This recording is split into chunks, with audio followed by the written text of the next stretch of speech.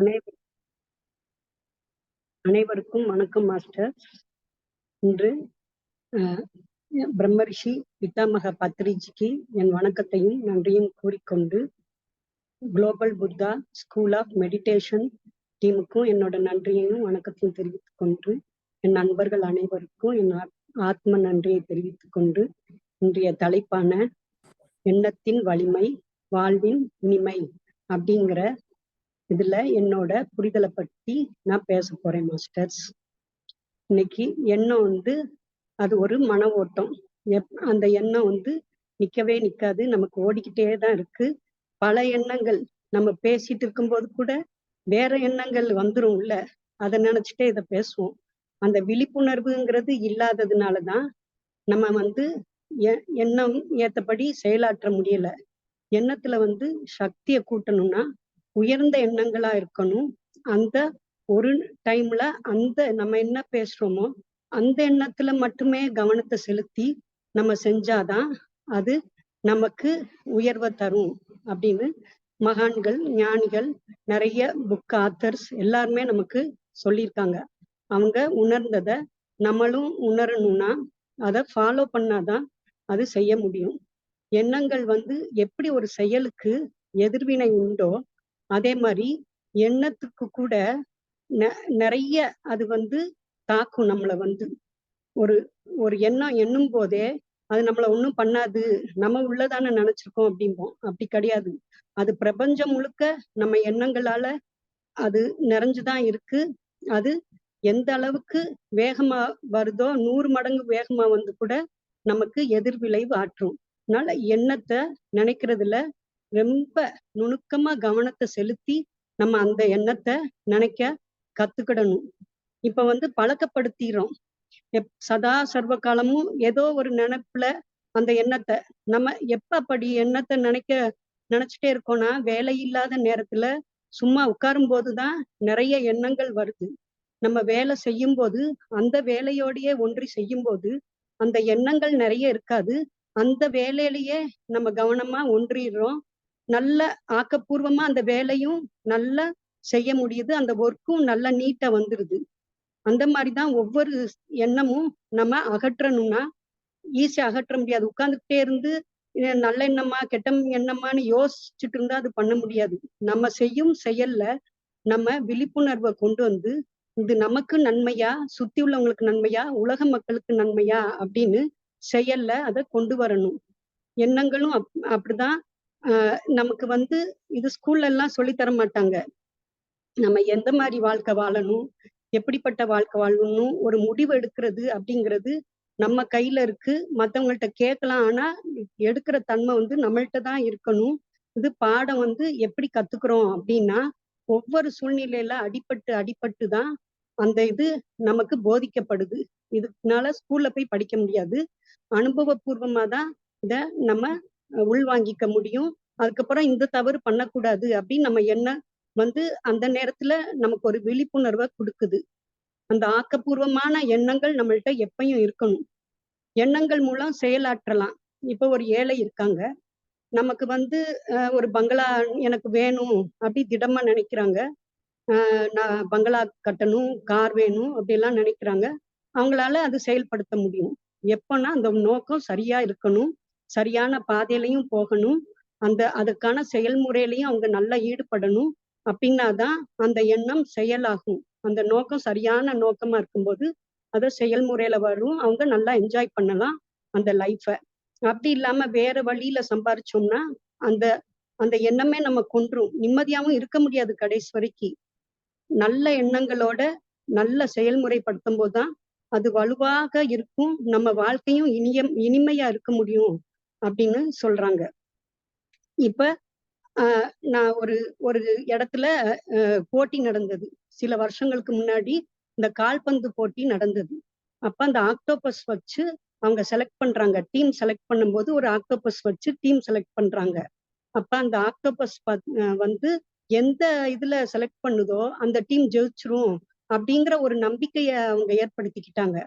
அப்ப அந்த ஆக்டோபஸ் 2 இதுல உட்காரும் போது அந்த டீம் நேம் எழுதிய அதுல அந்த பந்து இதுல போய் உட்காரும் போது அந்த ஆக்டோபஸ் எதுல உட்காருதோ அது ஜெயிச்சிரும் அப்படிங்கிற அந்த மனநிலை அங்க உள்ள பார்வையாளருக்கும் பதிஞ்சிருச்சு. அதே மாதிரி அந்த டீம் பிளேயர்ஸுக்கும் அந்த மாதிரி பதிஞ்சிருச்சு. விளையாடும் போது எந்த டீம்ல அது செலக்ட் பண்ணி உட்கார்ந்ததோ அந்த டீம் உற்சாகமா ரொம்ப எனர்ஜெட்டிக்கா ஹாப்பியா விளையாடுறாங்க, நம்ம ஜெயிச்சிருவோம் அப்படின்னு அவங்க திறமையும் வெளிக்காட்டிட்டு உள்ளயும் ஒரு சந்தோஷத்தோட அந்த எண்ணம் நல்லா இருக்கு. அந்த பாசிட்டிவ் எனர்ஜி ஃபுல்லா ஸ்ப்ரெட் ஆகுது. அங்க உள்ள மக்கள் கூட அந்த டீமை தான் ஃபுல்லா ஃபோக்கஸ் பண்றாங்க, இவங்க ஜெயிச்சிருவாங்க அப்படின்னு. ஏன்னா அந்த நம்பிக்கை, அந்த எண்ணம் அவங்களுக்கு செயல்முறைப்படுத்தி நிறைய தடவை அவங்களும் பார்த்துட்டாங்க. அந்த அந்த குறிப்பிட்டது தான் ஜெயிக்குது. ஏன்னா அங்க உள்ள அந்த எனர்ஜி, பாசிட்டிவ் எனர்ஜி ஸ்ப்ரெட் பண்ணதுனால அப்படி அவங்க ஜெயிக்கிறாங்க. இதே ஆப்போனன்ட் டீம் எப்படி நினைச்சாங்க, அவங்க நம்மள செலக்ட் பண்ணல, நம்ம அவங்கள்ட்ட திறமையே இருந்தாலும் அவங்க அவங்க மேல நம்பிக்கை வைக்காம அந்த எண்ணம், மத்தவங்களோட எண்ணம் அந்த ஆக்டோபஸ் மேல அந்த நம்பிக்கை, அது செலக்ட் பண்றதுதான் நான் ஜெயிக்கும் அப்படிங்கிற மாதிரி நினைச்சதுனால அவங்க உற்சாகம் இழந்து நெகட்டிவ் திங்கிங்குள்ள போய் அவங்களால அது விளையாட முடியாம போய் சரியா விளையாடாம அந்த விழிப்புணர்வோடமையும் விளையாட முடியாம ஒரு இதுக்குள்ள ஒரு ஸ்ட்ரெஸ் ஆகி விளையாடும் போது அவங்க தோத்துடுறாங்க. இதுல இருந்து என்ன தெரியுது, எண்ணம் தான் நம்மள உருவாக்குது, நம்ம ஜெயிக்க வைக்குது. அந்த எண்ணம் திடமா இருக்கணும். அப்பனாதான் நம்ம திறமையும் ஒழுங்கா வெளிப்படுத்த முடியும். நம்ம மேலையும் நம்பிக்கை வைக்கணும். நம்ம எந்த நோக்கத்துக்காக நம்ம போராடுறோம், நம்ம அந்த கரெக்டா போறோமா அப்படின்னு ஒவ்வொரு எண்ணத்துலயும் அது வைக்கணும். இப்ப வெயிட் லாஸ் பண்ணணும் அப்படின்னா நம்ம சாப்பிட்டுட்டே இருந்தா முடியுமா? முடியாது. நம்ம அந்த இதுல இருந்து வெளிவர மாட்டோம். திரும்பி அதிகமா தான் சாப்பிடுவோம். ஒரு எண்ணம் வச்சுட்டேன், இன்னைக்கு கொஞ்சம் தான் சாப்பிடணும், இல்ல நம்ம ஃபாஸ்டிங் இருப்போம்னு. ஆனா அது திடமா இருக்கும்போது தான் அந்த எண்ணத்துக்கு வலு கொடுத்தாதான் சாப்பிடாம இருக்க முடியும். குறிப்பிட்ட நாளுன்னு இல்லாம என்னோட எப்படி அந்த எண்ணத்தை வச்சுக்கணும்னா, என்னோட ஹெல்த் முக்கியம். நானு நல்லா ஹெல்த்தி ஃபுட்டா சாப்பிடணும், பச்சை காய்கறிகள் நிறைய சாப்பிட்டுருக்கணும். அப்படி இந்த மாதிரி என்னோட சின்னதா அந்த ஹேபிட்டை நான் மாத்திக்கிட்டு இருக்கும்போது அந்த எண்ணத்துலயும் போய் பதிஞ்சு என்னையால அது கொண்டு வர முடியும். அது இல்லாம இன்னைக்கு ஒரு நாள் சாப்பிட்டுறலாம், இப்ப என்ன ஒண்ணும் ஆகாது அப்படின்னா அது நம்மளால ஜெயிக்க முடியாது. அது நம்ம இன்னொன்னு நம்மளோட ஐடென்டிட்டி, உள்ள ஐடென்டிட்டி எப்படின்னா, என்ன பத்தி என்ன எண்ணம் போட்டு வச்சிருக்கேனோ அத மாத்தணும், அது ப்ராசஸ்ல கொண்டு வரணும். அப்படி பண்ணாதான் நான் செயலாக்க முடியும், அது ஜெயிக்கவும் முடியும், கடைசி நல்ல ரிசல்ட்டாவும் கிடைக்கும். அந்த ஐடென்டிட்டியவே வச்சுக்கிட்டு நானு அந்த ரிசல்ட்டை நோக்கி போனா அது ஜெயிக்க முடியாது, என்னையால கொண்டுட்டும் வர முடியாது. அந்த ஐடென்டிட்டிய மாத்தணும், என்னையால முடியும், நான் ஜெயிப்பேன் அப்படின்னு என் மேல உள்ள பிம்பத்தை பாசிட்டிவா சொல்லி பழகி அந்த பாசிட்டிவ்னஸ் கொண்டு வரும்போது கண்டிப்பா நான் ஒரு நாள் வெற்றி அடைய முடியும். சின்ன வெற்றியா இருந்தாலும் கடைசி அது பெரிய வெற்றி, நல்ல எனக்கு என்ன தேவையோ அந்த வெற்றியை கொண்டு சேர்த்துரும். இப்படிதான் ஒவ்வொரு எண்ணமும்.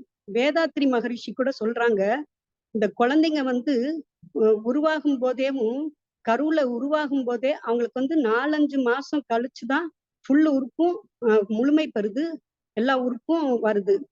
அதுக்கு முன்னாடியே அம்மா கருவுல இருக்கும் போதே அந்த கருமைய பதிவானது வந்துருதான். அம்மாவோட எண்ணம், அவங்க ஹாப்பியா இருந்தா அந்த பிள்ளைக்கு போய் ஃபுல்லா பதியுது. துக்கமா கவலையா அந்த மாதிரி அவங்க எண்ணங்கள் எப்படி இருக்கோ அது போய் பதிஞ்சிருது. அதனால எண்ணங்களுக்கு அதிக சக்தி உண்டு அப்படிங்கிறாங்க. அதனால நம்ம ஒவ்வொருவரும் எந்த மாதிரி எண்ணங்கள் எண்ணணும், நல்ல பாசிட்டிவான எண்ணங்கள் எப்பயுமே வெற்றியை தரும், நெகட்டிவான எண்ணங்கள் தோல்வியை தான் தரும். அதனால பாசிட்டிவ்னஸ எப்பயும் வச்சுக்கணும். நமக்கு சில நேரம் அதுல ஒரு இது வரலாம், ஹேர்டில்ஸ் வரலாம், நம்ம அதுல பின்வாங்கிடலாம். இருந்தாலும் அந்த நேரத்துல நல்லா சிந்திச்சு, இல்ல இது தவறு, நான் இப்படி எண்ணிட்டேன், நான் என் கோலை ரீச் பண்றதுக்கு பாசிட்டிவ் திங்கிங் மட்டும்தான் இருக்கணும் அப்படின்னு அதை கொண்டு வரணும். வேதாத்ரி மகரிஷிட்ட ஒரு வட்டம் ஒருத்தங்க கேட்டாங்களாம், சுவாமி இந்த போரெல்லாம் நடக்குதுல்ல, அதெல்லாம் எண்ணம் மூலமும் நம்ம அதை நிறுத்த முடியுமா அப்படின்னு கேட்டாங்களாம். ஏன் முடியாது, கண்டிப்பா நிறுத்தலாம். அந்த போர் வேண்டாம் அப்படிங்கிற மக்களோட எண்ணிக்கை அதிக அளவுல இருக்கும்போது அந்த போரை கூட நிறுத்த முடியும், எண்ணத்தினாலேயே நிறுத்த முடியும் நம்ம இங்க இருந்துகிட்டே நிறைய பேர் கூட்ட நினைச்சு அது எல்லாருமே அது அந்த இதுல கவனம் செலுத்தி அந்த எனர்ஜி கொடுத்து நல்ல இது பண்ணும்போது அந்த ஒரு ஃப்ரீக்வன்சில எல்லாரும் இருக்கும்போது கண்டிப்பாவே இந்த போரை நிறுத்திடலாம். எண்ணத்துக்கு அவ்வளவு சக்தி இருக்கு அப்படின்னு வேதாத்ரி மகரிஷி கூட சொல்லியிருக்காங்க. பத்ரிஜி கூட நிறைய நமக்கு எண்ணத்தை பத்தி எல்லாமே நமக்கு சொல்லியிருக்காங்க. நமக்கு அதனாலதான் book reading, daily book reading பண்ணுங்க. புக் ரீட் பண்ணும்போது நமக்கு மனசு எங்கேயுமே போகாது. நம்ம என்ன படிக்கிறோமோ அதை உள்வாங்குறோம். அத இப்ப சும்மா வாசிச்சுட்டே இருப்போம். ஒரு நாளைக்கு அது படுத்துவோம் நம்மளேவும். ஏன்னா உள்ள போய் ஆழ் மனதுல பதிஞ்சிருது. அது ஆழ் மனதுல போய் போய் பதிய அது ஒரு சக்தி கொடுக்குது. நம்ம அந்த அளவுக்கு உள்வாங்கி படிக்கிறோம். அதனாலதான் புக் ரீட் பண்ணணும், தியானம் பண்ணணும். தியானம் பண்றோம்னா 1 மணி நேரம் பண்றோம். அப்ப எந்த எண்ணமும் இல்லாம இருக்கிறோம். நல்லா ஹாப்பியாவும் இருக்கோம் அந்த தியானம் பண்ணும்போது. மத்த நேரத்துல அப்ப எண்ணத்தோட நம்ம வேற வேற எண்ணங்கள், நிறைய எண்ணங்களோட இருக்கலாமான்னா அது கிடையாது. அந்த எண்ணங்கள் மத்த நேரத்திலையும் அத நம்ம செயல்முறைப்படுத்தணும். எந்த மாதிரி எண்ணங்கள் என்றோம், இது கரெக்டா, சரியா, தப்பா அப்படின்னு. ஒரு உணவு உண்ணும் போது கூட இது ஹெல்த்தியா அப்படின்னு நம்ம அது கொண்டு வரும்போதுதான் அது நமக்கு உணவு இது நல்லதுன்னா தான் சாப்பிட முடியும் அப்படின்னு வரும். உணவு கூட எண்ணத்தை நமக்கு உண்டு பண்ணுது. நல்ல எண்ணங்கள், தீய எண்ணங்கள் கூட உணவு மூலம் கூட நமக்கு வருது. அந்த உணவு சாத்வீகமான பிளான்ட் பேஸ்டு ஃபுட்டா இருக்கணும். ஈஸியாவும் டைஜஸ்ட் ஆகுறதா இருக்கணும். காரம் தன்மை, அந்த புளிப்பு, உப்பு இதெல்லாம் கம்மியா இருந்து சாப்பிட்டாதான் அந்த எண்ணங்களும் நல்ல எண்ணங்களா இருக்கும். அதனாலதான் நிறைய ஆசிரமத்துல எல்லாம் நமக்கு அந்த மிதமான காரமே இல்லாம ஒரு நல்ல ஒரு டயட்டா தருவாங்க. நம்ம வீட்டுல சமைக்கிறத விட அங்க போய் சாப்பிட்டா அங்க இருக்கிற சூழ்நிலை கூட அந்த சாப்பாடு கூட நம்ம எண்ணத்தை வேற மாதிரி மாத்தும். ஹாப்பியான ஒரு சூழ்நிலையில இருக்கிற மாதிரியே இருக்கும். அது ஃபுட்டு கூட இதுக்கு முக்கியத்துவம் தான் எண்ணத்துக்கு அப்படிங்கிறாங்க. இப்ப நம்ம ஒரு இதுல கொஞ்சம் மனசு தளர்ந்துரும் அப்படின்னா நம்ம நம்ம கண்ணாடி முன்னாடியே போய் நின்னு ஒரு பாசிட்டிவ்னஸ் வரணும்னா நம்ம முன்னாடியே நின்னு நம்மள்ட்ட நம்ம பேசலாம். பாசிட்டிவா நல்லா ஜெயிப்ப, கண்டிப்பா வருவ அப்படி அந்த மாதிரி பேசும்போது அது ஆழ் மனசுல போய் பதியுது. பதிஞ்சு அதுதான் பிரதிபலிப்பா வருது. எண்ணம் ஒரு கண்ணாடி மாதிரி தானே. கண்ணாடி எப்படி நம்மளையே பிரதிபலிக்குது. அதனால நம்ம அது முன்னாடியே போய் நமக்கான பிம்பம் என்னென்ன போட்டோமோ, நம்மளை சுத்தி உள்ளவங்க நம்மளை பத்தி என்ன போட்டு வச்சிருக்காங்களோ அததான் தூக்கிட்டு நம்ம சுமந்துட்டே இருப்போம். அது மாறணும்னா டெய்லியுமே ஒரு பிராக்டிஸ் வச்சுக்கலாம். நம்ம நம்ம என்ன ஆகணும்னு நினைக்கிறோமோ, எந்த கோல் ரீச் பண்ணணும்னு நினைக்கிறோமோ, ஒரு 10 நிமிஷம் போதும். நம்ம நம்மளை பார்த்து பாசிட்டிவா பேசி பேசி அது நமக்கு ஒரு முகமலர்ச்சியமும் தரும். அந்த இதை நம்ம நம்ப ஆரம்பிச்சிருவோம். இத்தனை நாள் வேற மாதிரி இருந்திருக்கலாம். இனிமே வர்றது நம்ம இது பேச பேச உள்ள ஆழ்மனதுல வேற மாதிரி இருந்த ஆழ்மனது அதை டெலீட் பண்ணிட்டு அந்த ரெக்கார்ட்ஸ இது உள்ள பதிவாயிக்கிறோம். பதிவாக ஆக நம்ம இதுதான் அப்படின்னு நம்ம புரிஞ்சிரும். அதனால அது 1 நாள் 2 நாள் ப்ராசஸ் கிடையாது. நம்ம நல்லா மாறும் வரையுமே நம்ம கண்ணாடி பார்த்து நம்ம பேசும்போது நம்ம ஆழ்மன பதிவு நீங்கி நம்ம பாசிட்டிவ்னஸ் அந்த எண்ணத்துல நல்லா நம்ம கொண்டு வர முடியும். நல்ல எண்ணங்களா கொண்டு வர முடியும். ஒரு தடவை ஒருத்தர் பத்திரிக்கை வாசிச்சுட்டு இருந்தாங்களா. 100 வருஷத்துக்கு முன்னாடி நடந்த விஷயம். அந்த பத்திரிக்கையில திடீர்னு அவர் பார்க்கும்போது அவங்கள பத்திய இறந்துட்டாரு அப்படின்னு ஒரு செய்தி வந்திருக்கு. ஒவ்வொரு செய்தியா வாசிச்சுட்டு வரும்போது இது இருந்தது. அவருக்கு ஷாக் ஆயிடுச்சு. அவங்க என்ன சொன்னாங்க, என்னடா இப்படி எழுதியிருக்கு, சரி பரவாயில்ல, என்னதான் நம்மளை பத்தி எழுதியிருக்காங்க பார்ப்போம் அப்படின்னு ஒரு கியூரியாசிட்டியில பார்க்காங்க. அது என்ன எழுதியிருந்ததுன்னா, த மெர்ச்சன்ட் ஆஃப் டெத் அப்படின்னு எழுதியிருந்தது. மரணத்தின் வியாபாரி அப்படின்னு அவங்கள பத்தின இது. டைனமைட் கிங், மரணத்தின் வியாபாரி அப்படின்னு போட்டிருந்தது. நம்மளை பத்தி இந்த மாதிரியா எழுதியிருக்குன்னு ரொம்ப வருத்தப்பட்டுட்டாரு.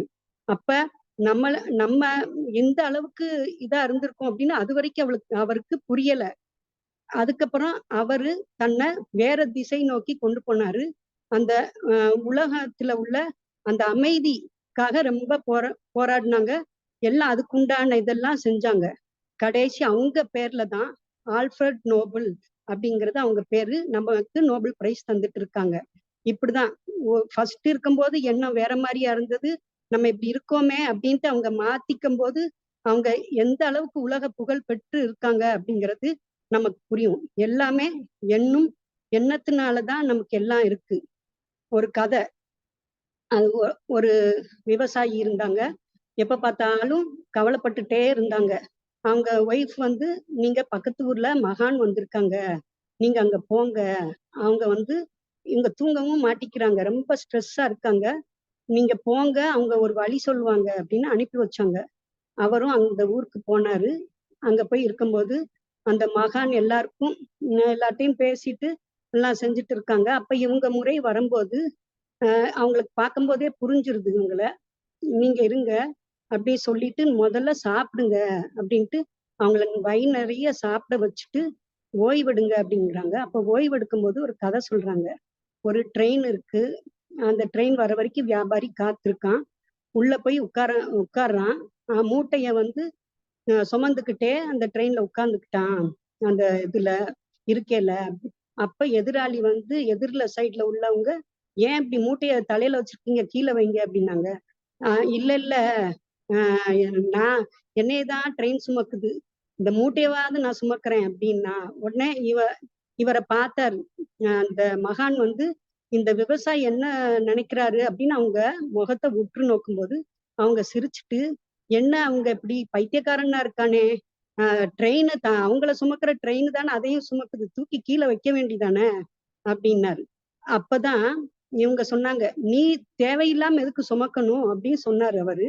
அப்ப நீதான் அது, தேவையில்லாத மூட்டைகளை நீதான் மேல தூக்கி வச்சுக்கிட்டு கவலைப்பட்டுட்டு அந்த எண்ணத்திலேயே போய் வருத்தப்பட்டுட்டு இருக்க, அதை தூக்கி போடு, அதனால என்னமாவது உபயோகம் இருந்ததா அப்படின்னு அவங்க கொஞ்சம் அட்வைஸ் பண்ணவுடனே அவருக்கு புரிஞ்சது. ஹாப்பியா இருந்தாரு, தூங்கிட்டாரு. தூங்கின உடனே காலையில எந்திரிச்ச உடனே அங்க படுத்திருக்கும் போது எழுப்புனாங்க. பாருப்பா, தலவாணி எடுத்து ஒரு நிமிஷம் பாரு அப்படின்னாங்க. அங்க ஒரு பாம்பு. பாம்ப பார்த்தவுடனே பயந்துட்டாரு. இது இதுலயா நான் படுத்திருந்தேன், பாம்பு மேலயா படுத்திருந்தேன், எனக்கு தெரியலையே. அப்ப நீ எண்ணும் எண்ணம் தான், அது வரைக்கும் படுத்திருந்த உனக்கு தெரியல. நீ பாட்டுக்கு சந்தோஷமாவும் தூங்கி எந்திரிச்ச. அப்ப நம்மளோட எண்ணம் தான் நம்மள கொண்டு செல்லுது. ஆக்கப்பூர்வமாவும் அந்த அழிவுபூர்வமாவும் எண்ணம் தான் உண்டாக்குது. அந்த எண்ணத்தை நல்லா வச்சுக்கிட்டோம்னா நம்ம எதுலையுமே ஜெயிக்க முடியும் அப்படின்னு இந்த கதை மூலம் நம்ம தெரிஞ்சுக்கிறோம். திருவள்ளுவர் கூட வெள்ளத்தனைய மலர் நீட்டம் மாந்தர்த்தம் உள்ளத்தனைய உயர்வு அப்படின்னு சொல்லியிருக்காங்க. எப்படி அந்த நீர்ப்பூக்கள் வந்து அந்த தாமரை ஒண்ணு இருந்தாலும் எப்படி அந்த தடாகத்துல அந்த தண்ணி இருக்கும் மட்டும் அந்த உயர்வு வரைக்கும் வளருதோ, அதே மாதிரி மனிதனோட எண்ணம் எந்த அளவுக்கு உயர்ந்ததா இருக்கோ அது வரைக்கும்தான் அவன் அந்த உயர்ந்த எண்ணத்தோட அவன் சேர்ந்து வளருவான். அந்த எண்ணம் கீழ்நிலையில இருந்தா வளர முடியாது அப்படின்னு சொல்றாங்க. எண்ணம் பத்தி நிறைய பேரு நிறைய பேசியிருக்காங்க. நாமளும் இனி வரும் வாரமும் அடுத்த வாரம் நான் இன்னும் கொஞ்சம் சொல்றேன் மாஸ்டர்ஸ். இன்னைக்கு என்னோட நான் புரிஞ்சுக்கிட்டது உங்க கூட ஷேர் பண்ணதுக்கு எனக்கு வாய்ப்பு கொடுத்த அனைவருக்கும் நன்றி, என் ஃப்ரெண்ட்ஸ்க்கும் நன்றி. நன்றி மாஸ்டர்ஸ்.